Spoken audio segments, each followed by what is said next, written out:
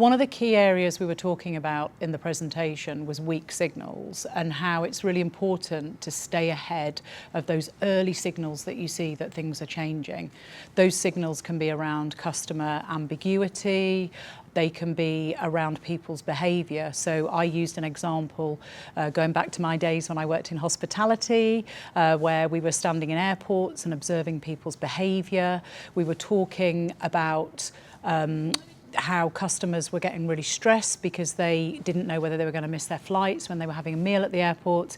And so we introduced flight information boards into restaurants, which meant that dwell time increased and customers were feeling much more relaxed before they went on their journey.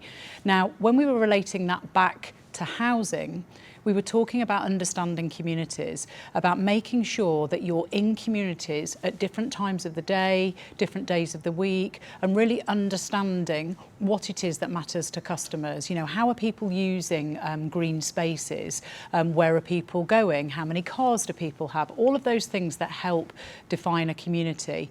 Now, we know that technology is changing and we know disruptive technology is already here.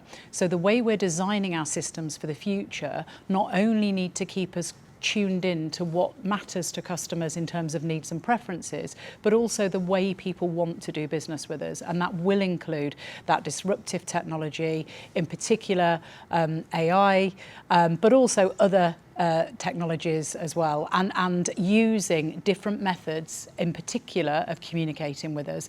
Not everyone will want to use one method of communication, and I think we've got to move away from this binary, are customers digital, are customers not digital, because they may want to interact with us in one way for a particular service issue, but in a totally different way for another service issue.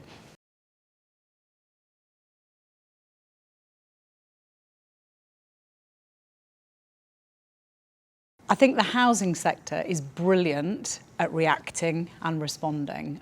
We've proven that time and time again. But sometimes we find it harder to step back and take that long-term view.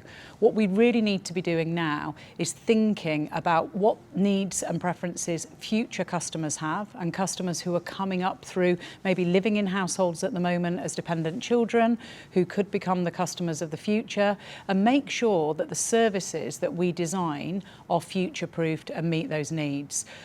One of the things I think we could do fairly easily, I'm saying fairly easily because it does involve a big cultural shift, but we have very rich insight that sits in different places at the moment in the sector. People who go out to visit customers and residents for lots of different reasons may not be capturing that valuable insight and storing that insight in one place. If we could start to do that and really nail this culture and this mentality and this operating ethos of this is valuable customer feedback and customer insight, triangulating that with what data is telling us, we could really start to design the services that not only meet the needs today, but meet the needs of the future for customer and tenant.